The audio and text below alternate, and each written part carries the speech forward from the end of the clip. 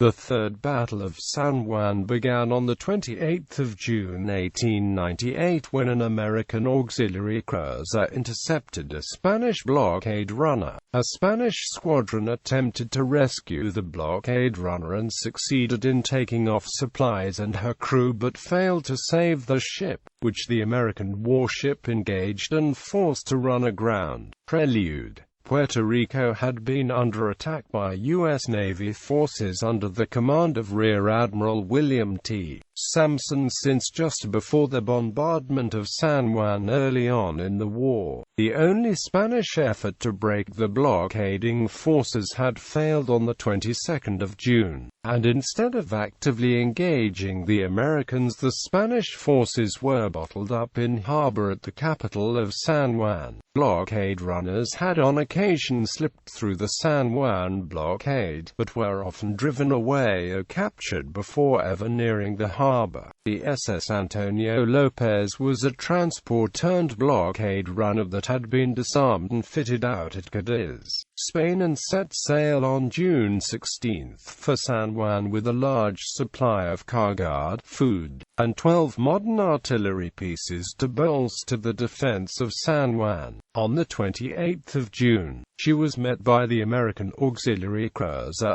Yosemite, which had just relieved the St. Paul as the blockading ship off San Juan. The auxiliary cruiser was crewed by members of the Michigan Naval Militia and commanded by William Emery. Battle. With the blockade runner in sight, Yosemite began chase and opened fire on the vessel, firing a shot. Antonio Lopez wasted no time and began to flee towards the protection of San Juan's Fort San Felipe del Morro and Fort El Canuelo, while Yosemite kept up its fire upon the vessel. As she was running for San Juan, the blockade runner became up on a reef, as the captain was quite unfamiliar with the waters in the area. Unable to free his vessel and taking casualties, the captain of the Spanish vessel ordered his crew to abandon ship. As the American vessel closed in on her prey, the Spanish forts opened fire and Emery began zigzagging in order to avoid taking the fire. In an effort to save the Antonio Lopez and its much-needed cargo, the Spanish squadron, bottled up in the harbor, sorted out to rescue her. The Spanish gunboats General Conquer and Ponce de Leon and the cruiser Isabel II rushed to the blockade runner's aid and attacked the approaching American cruiser. As soon as the American vessel was in range, the forts opened fire. The Spanish cruiser's fire temporarily drove off Yosemite, but the American auxiliary cruiser soon returned and managed to force Isabel II and General Conquer to the protection of the coastal forts, while Ponce de Leon hid behind the burning Antonio Lopez. Under the protection of the Spanish forts and vessels,